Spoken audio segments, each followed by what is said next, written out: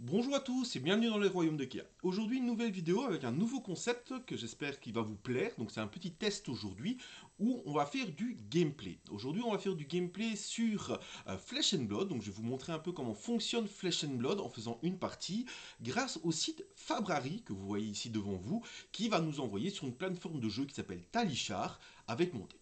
Donc voilà. Pour commencer, je vais déjà vous présenter. Donc Fabrari, c'est un site qui vous permet de créer vos decks. Vous voyez ici deck. Vous pouvez aller créer vos decks, trouver des decks de tournoi, trouver un peu pour savoir la méta, pour voir un peu ce que les gens jouent.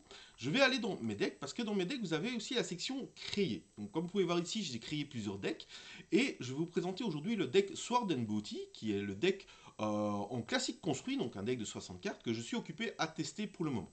Ce deck est du héros Dorinthea Aronson, qui est une guerrière. Je vais vous montrer ça de plus près. Voilà, Dorinthea Aronson, c'est une guerrière qui a pour effet, une fois par tour, que si son arme touche lors d'une attaque, je vais pouvoir faire une attaque additionnelle avec cette arme. Donc généralement, les armes ne peuvent attaquer qu'une seule fois. Mais ici, grâce à la capacité de Dorinthea, je vais pouvoir attaquer une deuxième fois avec son arme. Ce que vous pouvez voir en dessous, c'est qu'elle va avoir un symbole vert et un symbole bleu. Le symbole bleu représente l'intelligence de mon héros. Donc tous les héros ont 4 sauf un qui a 3. C'est le nombre de cartes que je vais pouvoir avoir en main. Voilà. À côté, ben, les 40, donc dans le rayon vert, ben, c'est ses points de vie, c'est pas trop compliqué là-dessus. Voilà. Donc, quand vous jouez à Flesh and Blood, vous allez pouvoir donc avoir un héros qui va combattre le héros adverse. Pour cela, il va avoir de l'équipement. L'équipement, vous allez avoir la tête, vous allez avoir les bras, les jambes et le torse, et bien sûr le ou les armes. Ici, ce que je vais avoir, donc on va avoir pour commencer mon arme, la Dawnblade. Donc mon arme, elle dit quoi? Elle dit que pour un mana, un pitch, comme ça s'appelle à Flesh and Blood, donc vous entendrez souvent ce terme pitch. Pitch, c'est équivalent de mana, de l'énergie que vous allez utiliser pour faire une action. Donc, pour un, vous allez pouvoir attaquer. L'arme, elle attaque pour 3. Vous voyez, c'est la petite lance avec le rond jaune en dessous, c'est la valeur d'attaque. Donc, c'est une arme qui attaque pour 3. On voit qu'en dessous, qu'il est noté que c'est une arme de guerrier et qui est une épée, sword, à 2 haches. Donc, ça veut dire que ça a 2 mains. Je ne peux avoir que elle en main. Je ne peux pas avoir 2 armes, du coup, à une main dans mes trucs. Ou un bouclier, par exemple. On voit que, maintenant, le texte de la Dawnblade dit que si la Dawnblade va toucher mon adversaire, et que c'est la seconde fois dans le tour que je le touche, je mets un marqueur +1 en force sur elle. Donc on se souvient que Dorinthea me permet d'attaquer 2 fois, mais ici ça va me permettre que si je parviens à le toucher 2 fois avec mon arme, je vais avoir une arme qui va se renforcer, et donc je vais avoir le +1 en force. Mais si au début de ma end phase, je n'ai pas touché une seule fois avec mon arme, ce qui malheureusement peut arriver, je dois retirer tous les compteurs +1. Voilà. On voit que c'est à double tranchant. Je vais avoir du coup de l'équipement. En premier, ma tête, la couronne de Providence qui dit que on voit le petit rond en dessous qui est avec un bouclier, c'est la valeur de défense. 2, c'est beaucoup pour de l'équipement. Quand ça défend, ben, je peux prendre une carte de ma main ou de mon arsenal et la mettre en dessous de mon deck. Et si je le fais, piocher une carte. Ce qui est vraiment très pratique. Mais en contrepartie, on voit que ma couronne va avoir la règle Blade Break. Ça veut dire que quand la chaîne de combat est terminée, je vais détruire ma couronne. Donc c'est un usage unique. On va avoir des bracelets qui peuvent potentiellement booster l'attaque de mon épée, qui a aussi une défense de 2, mais qu'à chaque fois qu'elle va défendre, elle va perdre 1 en armure. Ce qui est normal, où dans un combat, ben, les armures vont s'user, et ben, on va se représenter ça grâce à cette règle. On va avoir mon torse, qui est mon torse va me permettre que quand une de mes attaques d'armes touche mon adversaire, je vais pouvoir payer 1 si je veux, et pouvoir créer un jeton vigueur. Le jeton vigueur, c'est un jeton qui va me permettre au début de mon prochain tour de gagner un pitch gratuit. Ce qui est vraiment pas mal. On voit aussi qu'elle défend à 2 et qu'elle peut diminuer. Mais elle, quand elle atteint un 0, elle est détruite.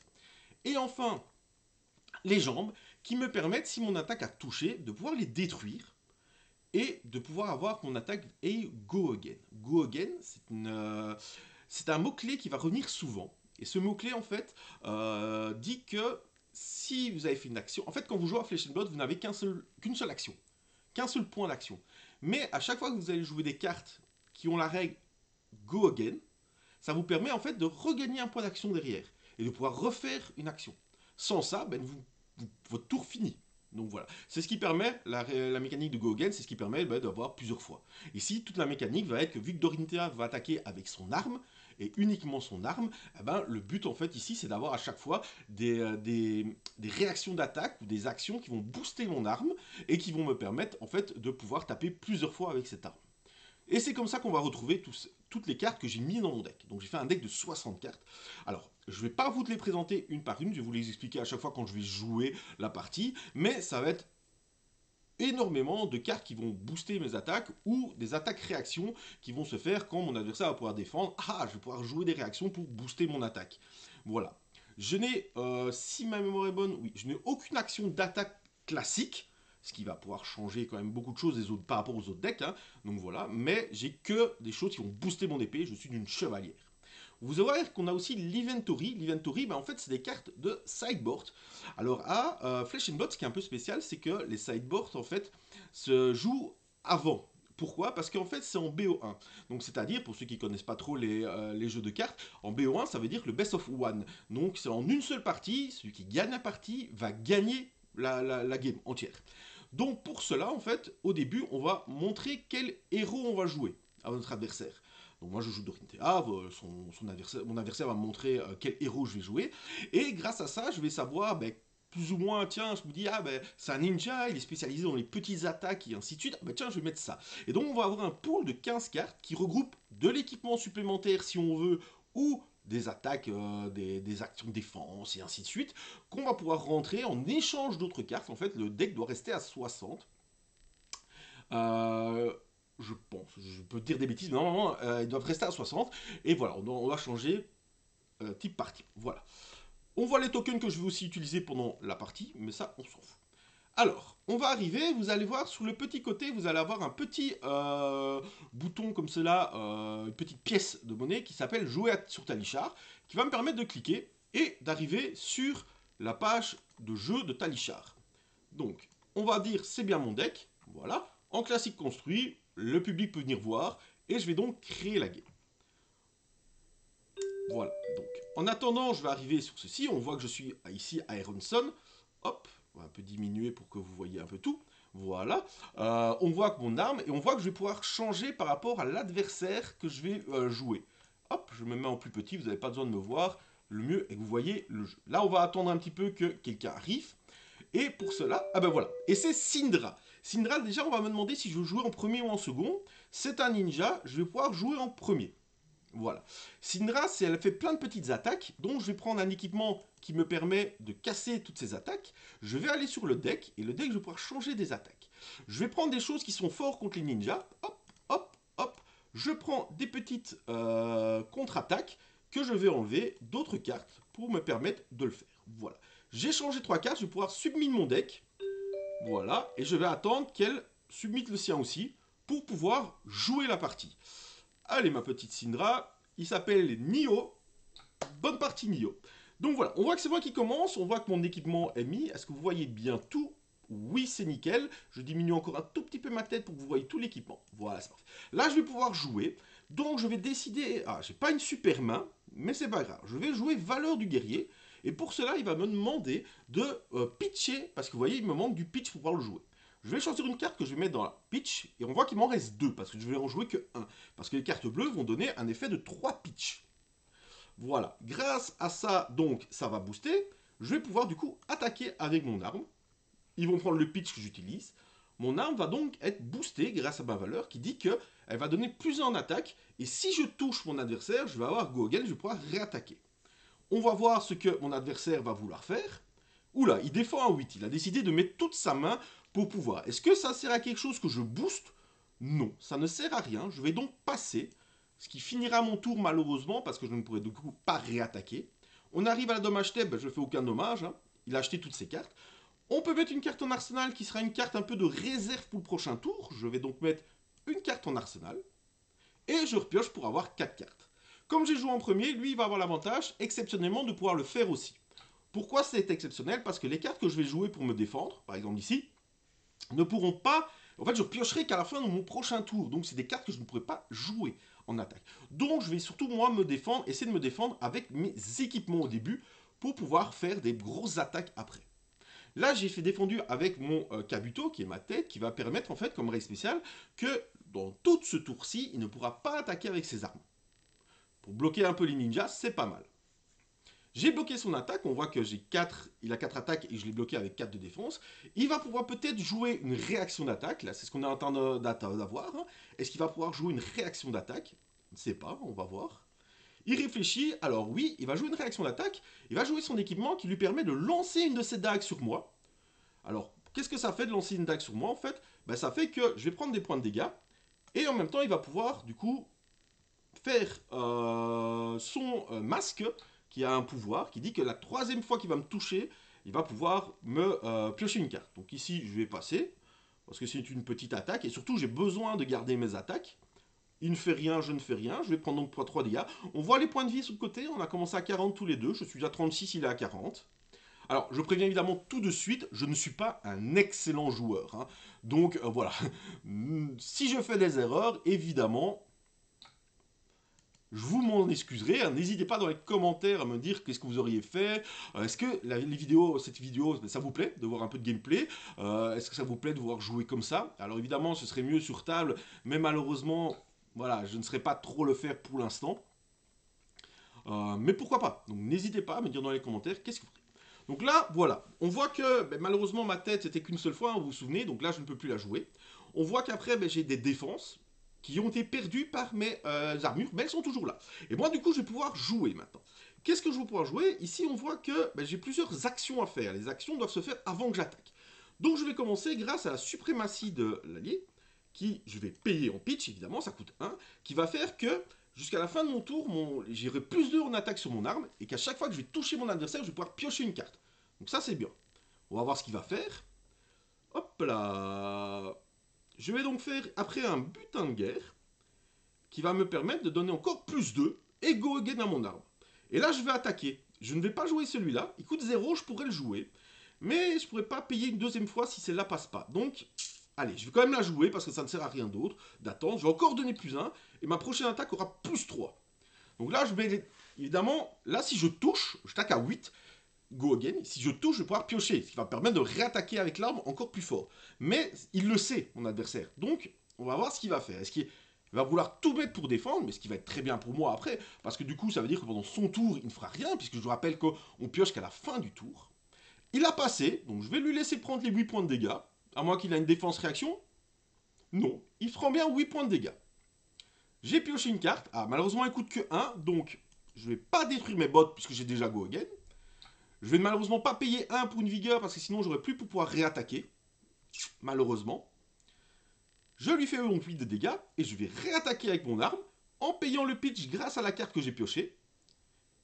Et elle va attaquer à 8 de nouveau parce qu'elle n'a plus le plus 2 ici, mais celui-ci donnait plus 3 à la deuxième attaque. Donc c'est parfait, je réattaque de 8. Là, est-ce qu'il va se prendre 16 en tout? C'est beaucoup 16 dans un tour, donc il va commencer à protéger. Il s'est dit, on va quand même un peu protéger, parce que 16 en un tour, c'est quand même beaucoup, même s'il voulait garder ces 4 cartes, excusez-moi. 16, c'est quand même beaucoup. Alors, est-ce qu'il va... Oui, il commence à plus... Voilà, il dépense des cartes. Et c'est très bien pour moi qu'il dépense des cartes. Parce qu'effectivement, il va pas se prendre de dégâts sur les 8. Et déjà, il va aussi éviter que j'ai un plus 1 sur mon épée. Je n'ai malheureusement pas de réaction d'attaque, je ne peux pas jouer. Je vais donc passer. Mais il a dépensé des cartes pour son tour. Ce qui est vraiment intéressant parce que du coup, c'est des cartes qu'il ne va pas savoir jouer pour me taper. Ça, c'est bien. Les cartes qu'on a mis à pitcher, en fait, elles vont en dessous du deck, donc elles pourront revenir. Là, je vais décider de l'ordre à la quête.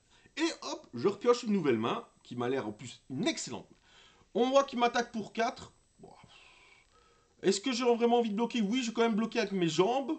Est-ce que j'ai envie de bloquer avec une de mes dés ici? Non, pas du tout, donc je vais passer. On va juste me prendre un. Voilà. Je pense que c'est tout ce qui fera ce tour-ci. Je vais me prendre 3. Ça me paraît pas mal. Est-ce qu'il fait quelque chose? Il réfléchit. Ah, il fait l'effet de son masque. Maintenant, l'effet de son masque, ça va être dur quand même. À moins qu'il m'attaque avec ses armes. Mais le problème, c'est qu'il doit payer du pitch pour attaquer avec ses armes. Et vu qu'il n'a plus qu'une carte en arsenal, la carte en arsenal, en fait, on ne peut que la jouer. On ne peut pas la pitcher. Donc là, il me semble qu'il est un peu dans l'embarras. Voilà, fin de tour, il a repioché. C'est à moi, qu'est-ce que je vais faire? Eh ben, on va retaper dans sa tronche, évidemment. Pour cela, on va d'abord jouer dégainer. Dégainer, il me dit que je vais mettre +3 à mon arme. Et quand mon arme attaque, si mon attaque est supérieure à 2 fois la base, je vais avoir un +1. Donc ça, c'est intéressant. J'ai plusieurs réactions d'attaque que je peux jouer, mais je n'ai pas d'attaque pour l'instant. Donc on va juste attaquer avec mon épée. On va pitcher, évidemment, provoquer. Normal. Hop, voilà. Je vais attaquer à 6. Pour l'instant, c'est un simple 6, mais j'ai des cartes à jouer en réaction d'attaque. Et ça, c'est intéressant. Alors, qu'est-ce qu'il va me faire? Il bloque?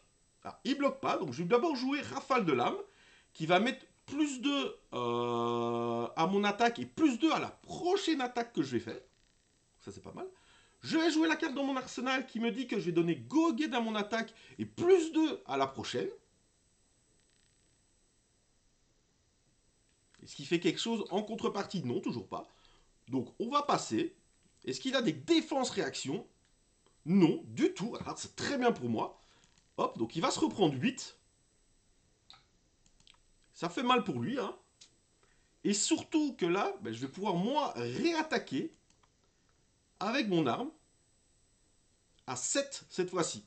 Et si elle touche, ben, j'aurai un marqueur +1 sur mon épée. Mais là, il va devoir aussi de nouveau réfléchir parce que 7, il descend vite, hein. Il descendrait déjà à 17 PV, moi à 32. Mais là, voilà. Vous voyez, je pense que c'est une erreur. Je pense qu'il devrait essayer. Alors, pourquoi je ne joue pas mon attaque-réaction? Parce que vous voyez qu'il me faut 1 pour jouer mon attaque-réaction. Et malheureusement, ben, je n'ai plus de pitch, donc je ne serai pas. Donc je vais passer, simplement. Il va se prendre 3 dégâts. Moi, ça me va. Ah, il va jouer quelque chose.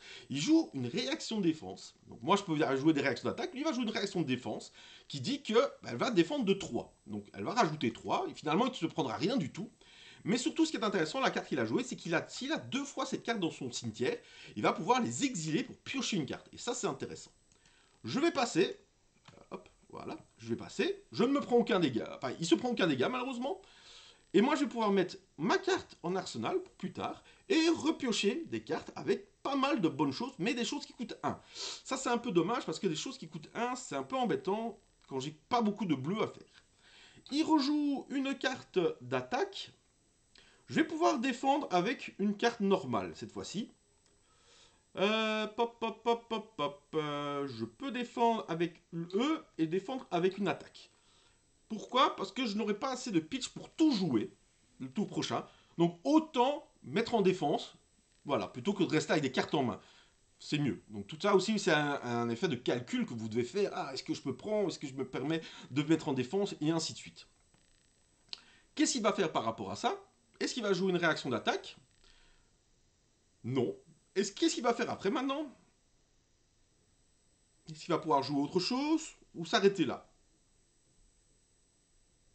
Voyons voir. Il préfère s'arrêter là. Il joue pas beaucoup, hein. Il n'attaque pas beaucoup, hein.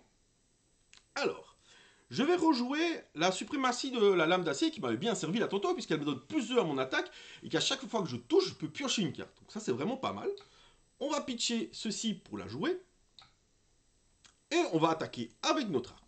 Là, on doit faire attention parce qu'on n'a pas de go again. Donc là, on doit faire très attention.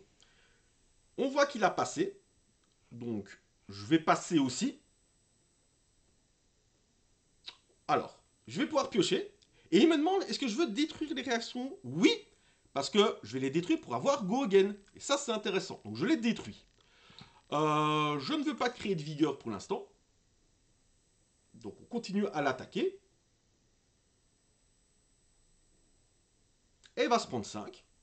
Ça me va, hein, il y a 19 à 32. Pour l'instant, tout se passe bien pour nous. Pour la première vidéo, j'espère que ça va continuer, évidemment. Hein. Que va-t-il faire? Ah, il ne fait rien d'autre. Ben moi, je vais réattaquer du coup avec ma lame de l'aube. Hein.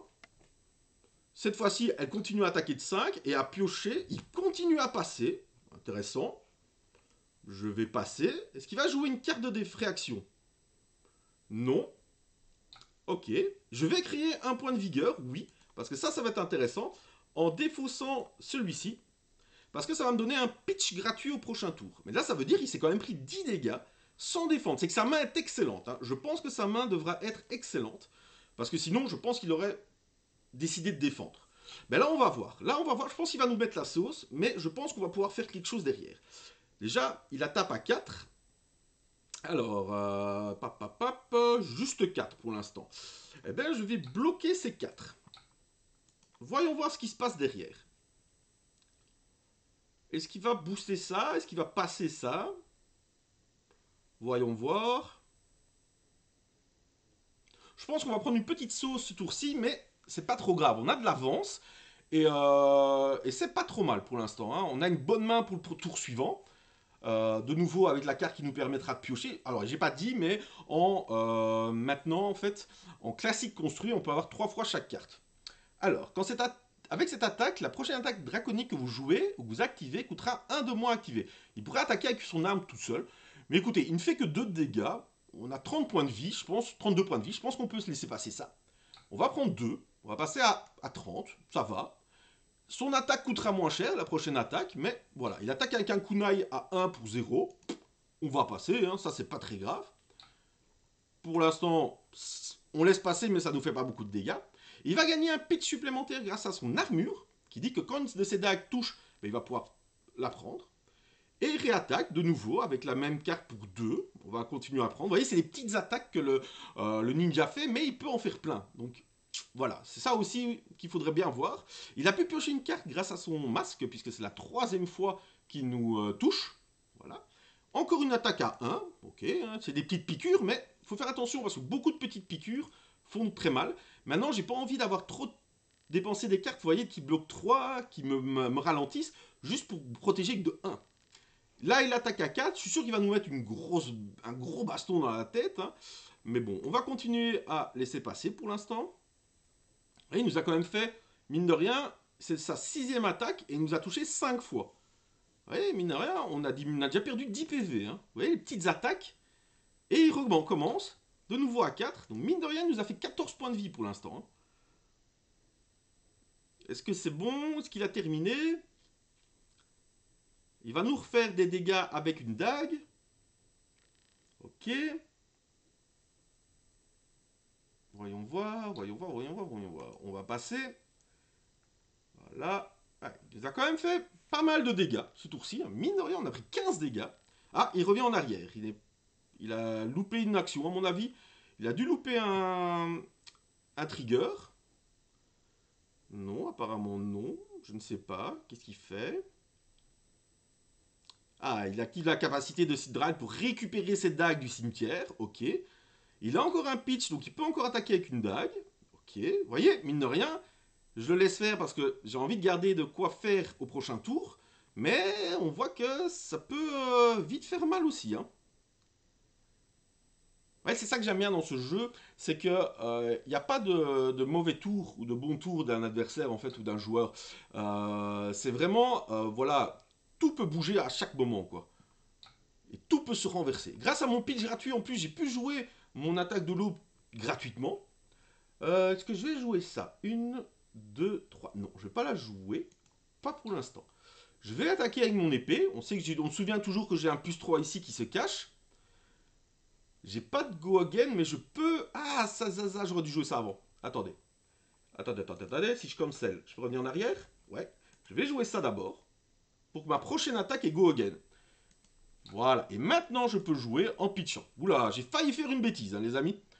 J'ai failli faire une bêtise. Donc là, j'attaque pour 6 avec Go Again. Est-ce qu'il va bloquer? Je pense qu'il va devoir commencer à bloquer un peu, hein, mais ou est-ce qu'il va encore espérer serrer les fesses que ça ne passe pas? Que je ne le tue pas, mais je pense qu'il va devoir quand même faire attention. Il a 14 points de vie. Va falloir faire attention. Il peut encore défendre aussi avec ses... mine de rien, il peut défendre avec tout ça. Hein. Donc, il faut bien faire attention à ça. Donc, on voit qu'il ne fait rien. Est-ce qu'il aura une réaction de défense? Peut-être. Non. Donc, il ne fait rien. Ok. C'est de nouveau à moi. Je vais donc jouer dégainer. Cette fois-ci. Et je vais réattaquer avec mon arme. Donc là, mon âne attaque à 9, il a plus que 8 points de vie. Mais on a encore un +3 caché, hein, et on peut encore le jouer. Donc techniquement, on attaque à 12. S'il ne défend qu'à 4, il a perdu. Sauf s'il a une réaction de défense. Il a passé, donc moi je vais pouvoir jouer ça. J'attaque à 12, il défend à 3, donc là techniquement il est mort, sauf s'il a une réaction de défense. Et non, voilà. Donc, il a perdu, donc il a été trop gourmand en défense, malheureusement. C'est dommage. Donc voilà, j'ai gagné la première partie. On voit que j'ai joué 6 minutes 34 sur 16 minutes 22 de partie. On voit un peu les cartes que j'ai jouées, les cartes, voilà, qu'est-ce que j'ai pitché, tout ça. Donc ça, c'est intéressant. On peut retourner au même menu. On va retourner sur Talichar pour voir que sur le match ici, on peut voir les résultats. On voit que pour l'instant, j'ai fait 3 matchs. Que sur ces 3 matchs, ben, j'en ai gagné 2. J'ai gagné le 31 du 3 et le 2 du 4. On peut voir que j'ai gagné contre Syndra, contre Faye, mais que j'ai perdu contre Oscillo, qui était le sorcier de l'électricité. On peut voir les cartes que j'ai le plus joué. Voilà. Donc voilà, je vous ai présenté une partie sur Flesh and Blood. J'espère que cette vidéo vous a plu. Si oui, n'hésitez pas à me dire que vous en voulez. Coucou, que vous en voulez plus, parce que voilà, c'est des petites vidéos assez simples à faire pour moi, pas trop dures pour mon dos, parce qu'elles sont assez courtes. Hein. Là, par exemple, elle fait 25 minutes. Voilà. Donc, si ça vous a plu, n'hésitez pas à mettre dans les commentaires. On veut du gameplay plus, encore plus. Et voilà, je vous dis à bientôt et surtout, le plus important, amusez-vous!